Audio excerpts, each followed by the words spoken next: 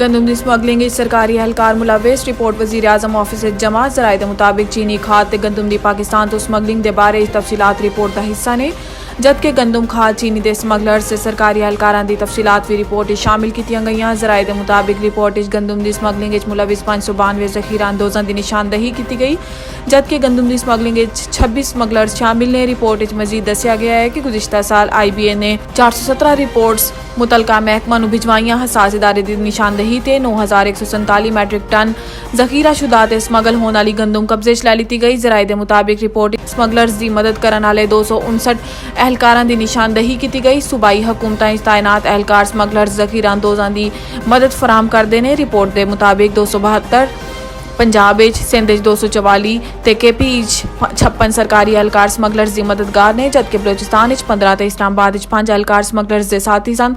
वाजे रवे कि इस तो कबल हसास इदारे की रिपोर्ट इंकशाफ किया गया सी कि ईरानी तेल के कारोबार 29 सियासतदान भी मुलविस ने।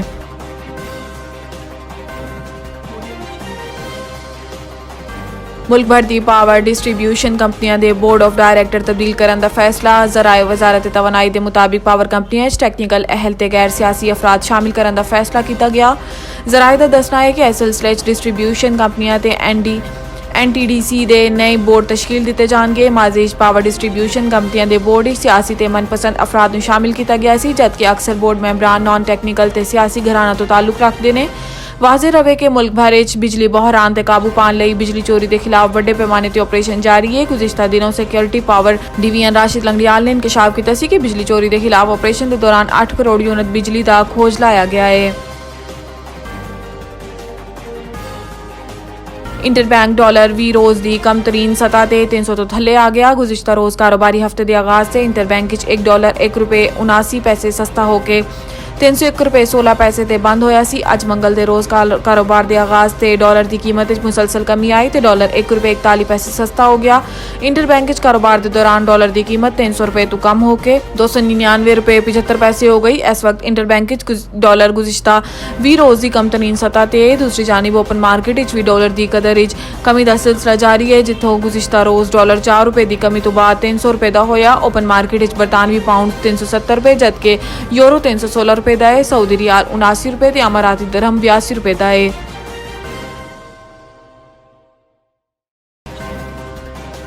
तोशाखाना ते 190 million pound case Bushra Bibi की जमानत मंजूर। इस्लामाबाद की एहतसाब अदालत ने बुशरा बीबी के खिलाफ तोशाखाना ते 190 मिलियन पाउंड केस की समाअत की थी जिस सिलसिले च इन्हां दे वकील लतीफ खोसा ते इंतजार पंजूथा अदालत पेश होए। लतीफ खोसा ने अदालत नूं दस्सिया कि बुशरा बीबी की अज 2 बजे चेयरमैन PTI नाल अटक जेल च मुलाकात है। इन्हां दे कोल अपने शोहर तो मिलन का हफ्ते का एक ही दिन होंदा है। नैब ने भी बुशरा बीबी नूं अज तलबी का नोटिस भेज दिता। वह पहले ही नैब दफ्तर पेश हो चुकी ने। वकील इंतजार पंजूथा ने कहा है कि नैब नूं हदायत जारी करन के तारीख ताउन कर लिया करन। इस ते नैब प्रोसिक्यूटर ने कहा है कि नैब की जानिब तो तलबी का पहले दसना जरूरी नहीं होंदा। बुशरा बीबी की तोशाखाना केस फिलहाल गिरफ्तारी दरकार नहीं। लतीफ खोसा ने मौकफ अपनाया कि एहतसाब अदालत डायरेक्शन जारी करे अगर नैब नूं गिरफ्तारी दरकार होए तो पहले अदालत इजाजत ली जाए। बाद अदालत ने बुशरा बीबी की तोशाखाना केस 26 सितंबर तक जमानत तौसीक कर दी तो 190 million pound scandal case 1 lakh रुपए की जमानती मुचलका के इवज 26 दिसंबर तक जमानत मंजूर कर दी जिस तो बाद बुशरा बीबी जुडिशल कॉम्पलैक्स तो रवाना हो गई।